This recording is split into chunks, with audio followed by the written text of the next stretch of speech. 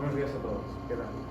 Soy Antel, vengo a daros esta sesión sobre práctica clínica en el manejo de la enfermedad renal diabética, un tema que considero que es muy interesante y sobre todo con una alta prevalencia. Vamos a hablar de algunos temas, sobre todo los temas más novedosos, algunos tratamientos que van más allá de la hemoglobina glicada y hablaremos primero de enfermedad renal diabética, estableceremos una definición, la fisiopatología, hablaremos del papel de la hemoglobina glicada en nuestros pacientes diabéticos, haremos una individualización de los objetivos del tratamiento y del tratamiento y una vez hablado todo esto nos meteremos de lleno en el tratamiento, tanto en las medidas de estilo de vida como los antiproteinúricos y control tensional. También hablaremos de control lipídico, inhibidores de SGLT2, análogos de GLP-1 y otras herramientas que han salido para el tratamiento de la enfermedad renal diabética. Primero, destacar que la enfermedad renal crónica es una enfermedad progresiva que se caracteriza por una alteración funcional o estructural que se expresaría mediante una reducción del filtrado glomerular o mediante marcadores de daño glomerular o anormalidad morfológica. Es una alteración progresiva que no tiene cura y que se asocia a una alta mortalidad. Y lo vemos también en algunos papers, como el de Lancet de 2015, que la caída del filtrado glomerular y el aumento de la microalbuminuria podría ser un mejor predictor de eventos cardiovasculares, incluso mejor que algunos marcadores clásicos de eventos cardiovasculares. Por tanto, estamos hablando de que la enfermedad renal crónica secundaria de diabetes es actualmente la primera causa de tratamiento renal sustitutivo con una mortalidad cardiovascular por cualquier causa 40 veces superior a la población general. Además, el objetivo global del tratamiento primero va a ser enlentecer esa microalbuminuria, posteriormente enlentecer la aparición de macroalbuminuria y finalmente intentar retrasar al máximo posible entrar en el estadio de enfermedad renal crónica terminal. Entender la fisiopatología de la enfermedad renal diabética nos permite entender por qué algunos tratamientos funcionan y mediante qué mecanismos lo hacen. Como podemos ver, la noxa principal, el principal factor fisiopatológico que desencadena la enfermedad renal diabética, pues obviamente es la hiperglucemia. Lo haría mediante tres mecanismos principales. Uno, los cambios hemodinámicos que condicionaría un aumento de la hipertensión glomerular. Esto lo ejercería mediante una dilatación de la arteriola aferente y una constricción de la arteriola eferente. Por tanto, fármacos que actúen a nivel de eje renina-angiotensina-aldosterona nos conseguirán disminuir la hipertensión glomerular. También aquí los fármacos, los inhibidores del cotransportador también ejercerán esa función. Aparte de los cambios hemodinámicos, tendríamos cambios isquémicos y inflamatorios, donde quiero destacar el papel de los productos avanzados de la glicación, que como sabemos los fitatos han mostrado disminuir la formación de los productos avanzados de la glicación, y finalmente también esa sobreactivación del eje renina-angiotensina-aldosterona, y por eso para el manejo de esa patología pues va a ser tan importante todos los bloqueadores del eje renina-angiotensina-aldosterona y el bloqueo de los receptores del mineralocorticoides. Bien, ¿no es todo la hemoglobina glicada? Pues si nos vamos a este metaanálisis publicado en Lancet Diabetes de 2017, pues vemos que los pacientes que llevaban un tratamiento intensivo y que se buscaban pues reducciones ambiciosas de la hemoglobina glicada, conseguíamos una reducción del 20% de la progresión de la enfermedad renal diabética, un 13% de reducción de la progresión a retinopatía diabética comparado cuando no hacíamos tratamiento tan intensivo. Por tanto, parecería que ese tratamiento intensivo disminuía esa progresión a enfermedad renal diabética y la progresión a la retinopatía diabética. Pero en cambio luego tenemos otros estudios, como este estudio publicado en New England Journal of Medicine del 2008, donde vemos que los pacientes que reciben una terapia intensiva y somos más ambiciosos en buscar reducciones pues mayores de la hemoglobina glicada, y reducimos la hemoglobina glicada a 6,5 comparado con pacientes que tienen una reducción de 7,5, pues vemos que los pacientes con una terapia intensiva el número de eventos ha aumentado. Y esto nos lleva a que debemos individualizar los objetivos de tratamiento, y creo que las guías CAIGO lo reflejan muy bien. Vemos que los pacientes que ya tienen complicaciones macrovasculares, que tienen una esperanza de vida inferior, que ya tienen menor capacidad de detección de las hipoglucemias, pues en estos pacientes podemos ser un poco más laxos en los objetivos de hemoglobina glicada. En cambio, los pacientes que tienen pues, menos complicaciones de la diabetes, que tienen una esperanza de vida más larga, que son capaces de sensar las hipoglucemias, pues en estos pacientes podemos ser más ambiciosos y buscar reducciones de la hemoglobina glicada más grandes. Por tanto, esto nos lleva a la individualización y a la medicina de precisión. Bien, nuestros pacientes diabéticos, a pesar de que con el paso del tiempo, a priori, tendríamos que haber mejorado el control glucémico, nuestros pacientes diabéticos pues siguen teniendo un riesgo aumentado de enfermedad cardiovascular. Y no os estoy contando ninguna novedad. Y lo que vemos es que los tratamientos por más novedosos que están saliendo el día de hoy son tratamientos que no solo nos ayudan a disminuir la hemoglobina glicada, sino que sobre todo nos ayudan a disminuir el riesgo cardiovascular. Y pasamos de un enfoque más glucocéntrico a un enfoque más metabólico. Y bien, hablando de tratamiento, vamos primero de todo a hablar del primer paso del tratamiento, que son las medidas de estilo de vida. Voy a pasar rápidamente por el papel del ejercicio físico. El ejercicio físico tiene evidencia respaldada de prevención y tratamiento coadyuvante en más de 35 enfermedades. Especialmente quiero destacar el papel en los factores de riesgo cardiovascular, como es la hipertensión, la dislipemia y la diabetes. Estos efectos, como vemos aquí en este paper publicado en Cardiovascular Research en 2021, paper bastante reciente, vemos que lo ejercería mediante tanto las mioquinas como los metabolitos del ejercicio físico y otros factores, y generaría toda esta amalgama de efectos que tendría una repercusión sistémica. Sobre todo quiero destacar el papel de las mioquinas. Las mioquinas son las citoquinas del músculo que nos permite conectar el músculo con el resto de órganos y tejidos de nuestro organismo. Y así pasamos de ver el músculo como un órgano simplemente con capacidad contráctil a ser un órgano endocrino metabólicamente activo. Y bien, ¿y qué repercusión tiene todo esto en la clínica, en nuestros pacientes? Pues básicamente tenemos estudios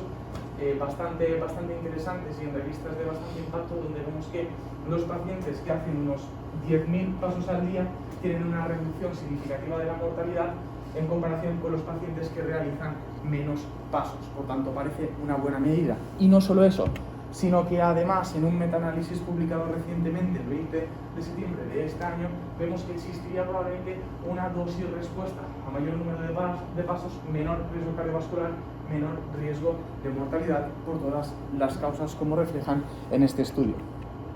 Pero Wen, en 2011, dicen, bueno, no es solo importante el hecho de movernos, que sí, vemos que hay una reducción de la mortalidad por todas las causas, sino que además el aplicar intensidad pues nos ayudaría a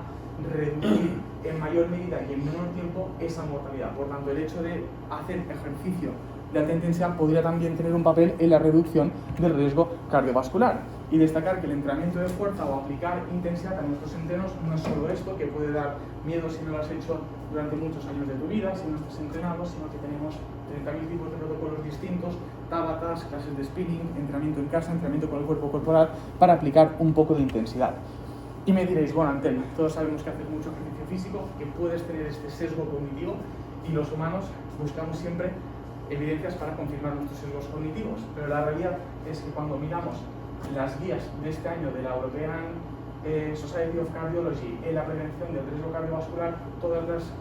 recomendaciones que he mencionado tienen un grado de evidencia 1A, 1B para la prevención de las enfermedades cardiovasculares. Vemos que al final, como recomendaciones generales, se hacen unos 10.000 pasos al día, sería intentar aplicar intensidad a los entrenamientos, pues entrenamientos de alta intensidad o de intensidad moderada alta entre 150 y 300 minutos a la semana, e intentar que en algunos momentos que hacemos entrenamiento de alta intensidad, pues poner resistance exercise, entrenamiento de fuerza para estimular nuestra masa muscular a quedarse. Perfecto. Dicho esto y habiendo abordado la parte de ejercicio físico, voy a abordar brevemente la parte de nutrición. Freire en 2020 en esta bonita revisión establece los factores de éxito para la pérdida de grasa, y entendiendo que estamos en una sociedad donde predomina el sobrepeso y la obesidad, pues considero que nutrición enfocada a eso va a ser muy importante. Los factores de éxito los establece como un balance energético negativo, es decir, un déficit calórico para perder grasa, alimentos de alta calidad, como pueden ser también disminuir el consumo de ultraprocesados e intentar pues, consumir un poquito más de proteína. Luego veremos el papel de la proteína, y finalmente a estas dos medidas que os he comentado previamente, pues buscar la adherencia. Bien, una de las preguntas que nos sale o que muchas veces nos podemos hacer es decir, bueno, el culpable de este sobrepeso o obesidad, ¿qué son los carbohidratos o las grasas? Pues vemos que a nivel poblacional ninguno de los dos, o los dos, depende de cómo lo queramos ver. En este estudio publicado en la American College of Cardiology vemos que realmente el enemigo público a nivel de aumento del riesgo cardiovascular son los ultraprocesados, que básicamente son una combinación de grasas y carbohidratos de mala calidad y que ejercerían pues distintos papeles, como podemos ver aquí,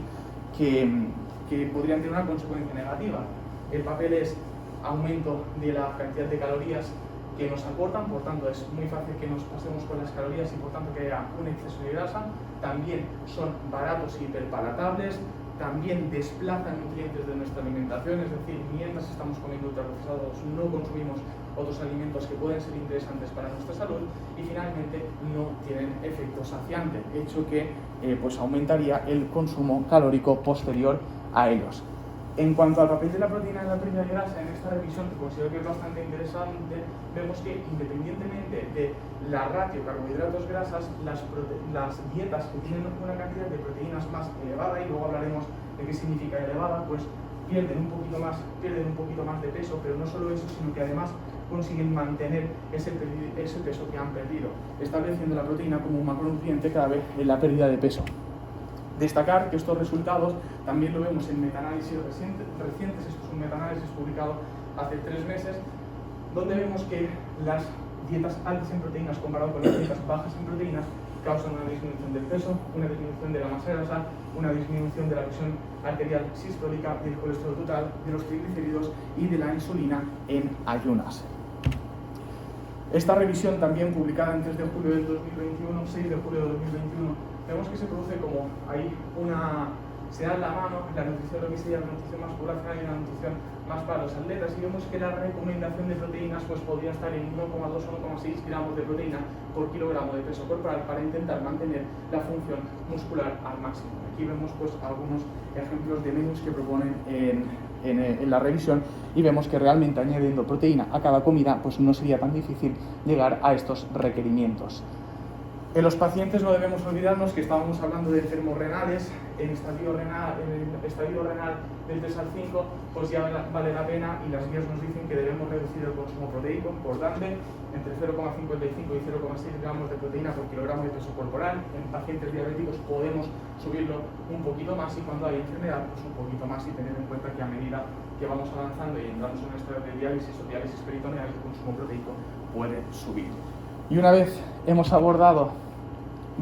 antes de pasar al tratamiento farmacológico, quiero destacar esta revisión publicada en Nature en 2020 sobre el papel de las proteínas de origen vegetal, que podrían tener un papel importante, ya que reduciría la producción de toxinas urémicas. Esto nos conduciría a un estadio, a una fase menos ácida, a una generación de menos acidez y por tanto menos inflamación, y esto tendría un impacto sistémico con la reducción de la sarcopenia, mejora de la sensibilidad a la insulina, disminución de la reabsorción ósea y la preservación del filtrado glomerular. Por tanto, interesante el papel de las proteínas de origen vegetal en estos enfermos. Y ahora sí, pasamos a hablar de tratamiento farmacológico. Primero vamos a hablar del control lipídico. Destacar el principal actor de esta película va a ser el colesterol LDL, donde vemos que la exposición a niveles elevados de LDL a lo largo del tiempo pues aumenta la probabilidad de eventos cardiovasculares, y sí sería el principal actor, pero no sería el único actor. De hecho, este paper, que me ha parecido muy interesante, publicado también hace escasos días, pues vemos que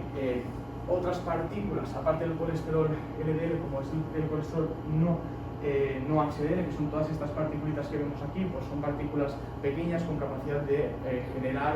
con capacidad de acumularse en las arterias y ser aterogénicas, y por tanto también vemos que el colesterol no HDL va a ser un buen marcador para poder sensar estas otras partículas, y que además estas otras partículas van a ir acompañadas para tener la ApoB. Por tanto, son marcadores de riesgo cardiovascular, aparte del LDL, que considero que vale la pena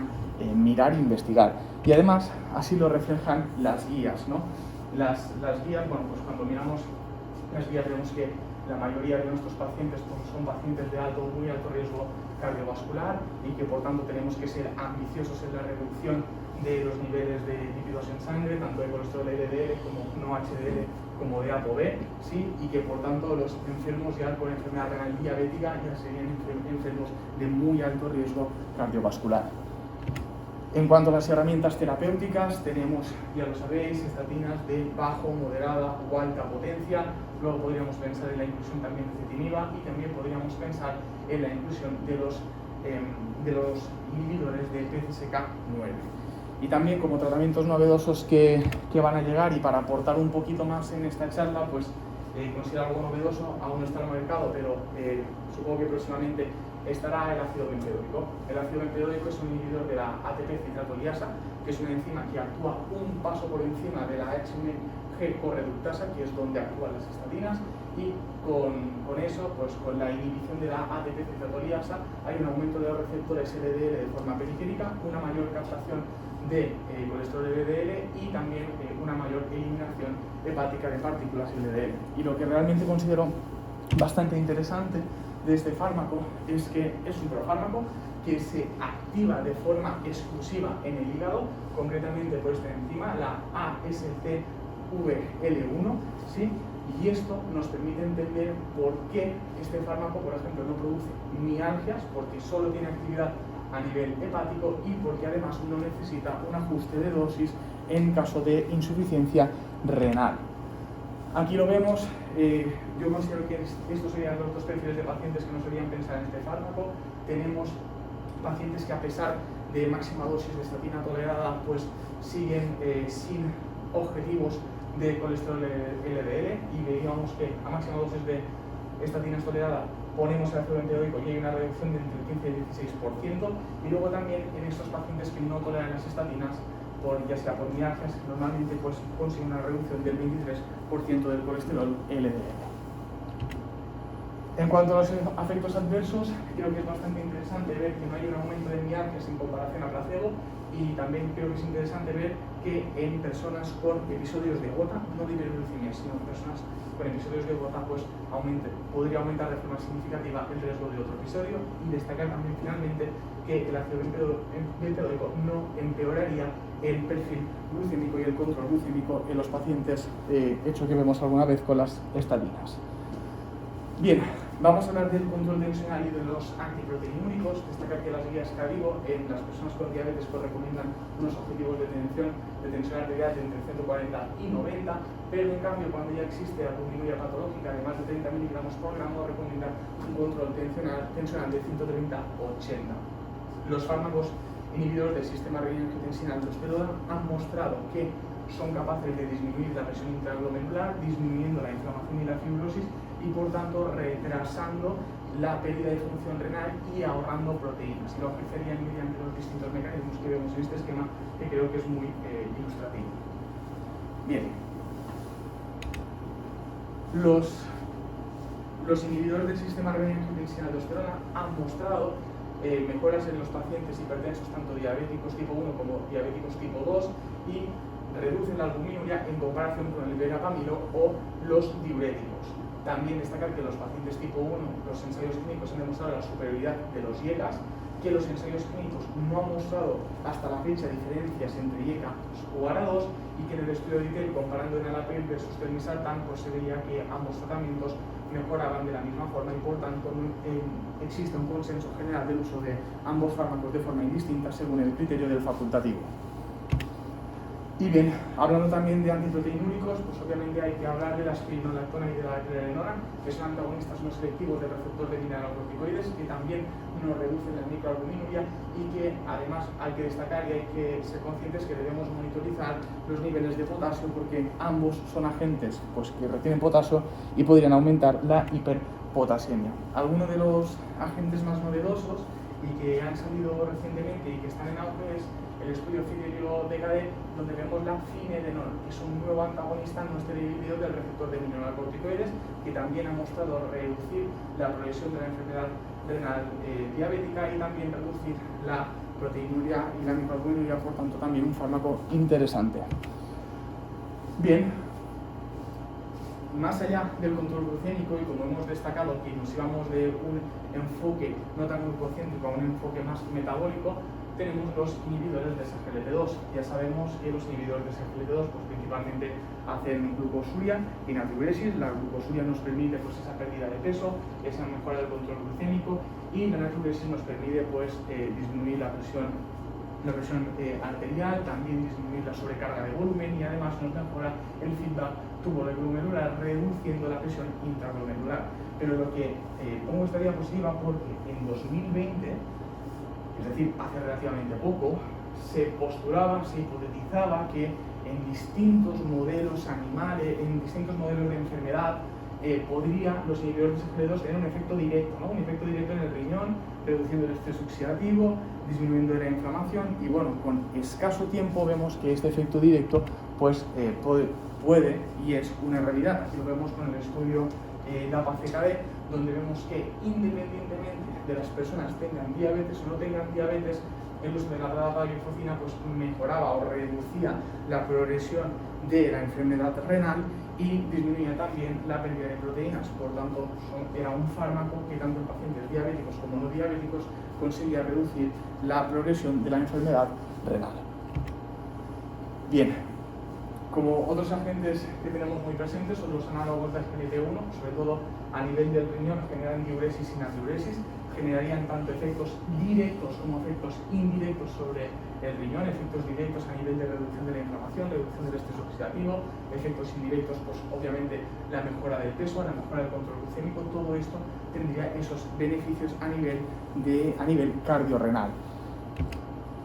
Y lo que vemos en este metaanálisis publicado también en Lancet de Diabetes en 2019, vemos que en los distintos estudios que se han mirado el efecto de los análogos de SGLT1, como son el ELIXA, el LEADER, el SUSTAIN 6, el REWIND y el PIONEER, vemos que en todos ellos pues, mejora, disminuye la progresión de la enfermedad renal diabética, y además también disminuye la macroalbuminuria. Destacar que se pueden usar hasta filtrados de 15. Ya un poquito más a opinión personal y viendo la evidencia científica, creo que tenemos pues, dos fármacos que son ahora pues, predominantes en los análogos de SGLT1, que son la semaglutida y la dulaglutida, y creo que ambos tienen perfiles de pacientes que serán candidatos a ellos, sobre todo la semaglutida pues, en pacientes donde buscamos grandes pérdidas de peso, porque el factor que más nos preocupa es la pérdida de peso, y la dulaglutida, pues como vemos en el estudio REWIND, ejerce un efecto significativo en la reducción del riesgo cardiovascular. Por lo tanto, podría ser un fármaco más para ese paciente que quizás el peso no es tanto un problema, y lo que nos interesa también es la reducción de los riesgos del riesgo cardiovascular, aunque ambos lo hacen. Bien, en cuanto a agentes más novedosos, y simplemente para mencionarlos, la pentoxifilina es un inhibidor de la fosfodiesterasa, que lo que se ve en distintos estudios es que ayudan a retrasar la pérdida de la función renal, y que podría tener cabida, y de hecho lo usan los nefrólogos para reducir la progresión de la enfermedad renal diabética, simplemente para que también nos suene. Y el atrasentan, que es un inhibidor de la endotelina, que se ha visto en algún estudio que disminuye de forma significativa la microalbuminuria, pero que hay que seleccionar muy bien los pacientes porque aumenta marcadores de sobrecarga como es el probenete. Por tanto, habría que seleccionar muy bien los pacientes candidatos a este fármaco o no. Finalmente, y para conectar un poquito los puntos de toda la charla, hemos ido siguiendo las distintas fases o los distintos steps que nos comentaba la guía Gradivo. Hemos hablado primero de ejercicio físico, hemos hablado de nutrición, luego hemos hablado del primer paso terapéutico, que sería pues, la metformina, que no he hablado de ella porque creo que es un tema que conocemos. Hemos hablado de los inhibidores de SGLT2, y luego hemos visto que en un segundo escalón, pero siguiendo muy de cerca, están los análogos de SGLT1, y de hecho vemos que una vez hemos puesto a un paciente con enfermedad renal diabética la metformina y los inhibidores de SGLT2, siempre teniendo presente el filtrado, pues después de estos dos fármacos había que pensar en los análogos de SGLT1, y así lo vemos en esta decía que la gran mayoría de contextos pues recomienda la adición de un análogo de SGLT1. Por tanto, importante esta diapositiva para seguir, para conectar los puntos de la charla. Finalmente, para terminar, los mensajes que considero que son importantes. es que los pacientes con enfermedad renal diabética son pacientes de muy alto riesgo cardiovascular, que la hemoglobina glicada es un buen marcador de control glucémico y obviamente pues debemos intentarlo mejorarlo siempre individualizando el objetivo en cada paciente, pero que debemos centrarnos obviamente en el riesgo cardiovascular, que las terapias farmacológicas que han aparecido pues ya no solo buscan el control glucémico, sino que buscan la reducción del riesgo cardiovascular, de la mortalidad cardiovascular, que las medidas de estilo de vida son irreemplazables y debemos tenerlas presentes, que el ácido benzoico puede ser una excelente herramienta en pacientes que persisten fuera de objetivos de control a pesar de terapia con estatinas a máxima dosis tolerada o que, por ejemplo, sufren de intolerancia a las estatinas, que los inhibidores de SGLT2 son fármacos de primera línea en los pacientes con enfermedad renal tengan o no diabetes, que los análogos de GLP-1 reducen la progresión de la enfermedad renal diabética y son excelente herramienta terapéutica, que los antiproteinúricos nos ofrecen beneficios más allá de simplemente el control tensional, que no es poco, y que finalmente la actualización de nuestros conocimientos repercutirá en los resultados de nuestros pacientes siempre que nos hagan caso. Y finalmente, esta frase que me gustó mucho, que dice que la ciencia no es la verdad, la ciencia es encontrar la verdad. Cuando la ciencia cambia la opinión, no nos ha mentido, nos ha hecho aprender más. Muchísimas gracias a todos.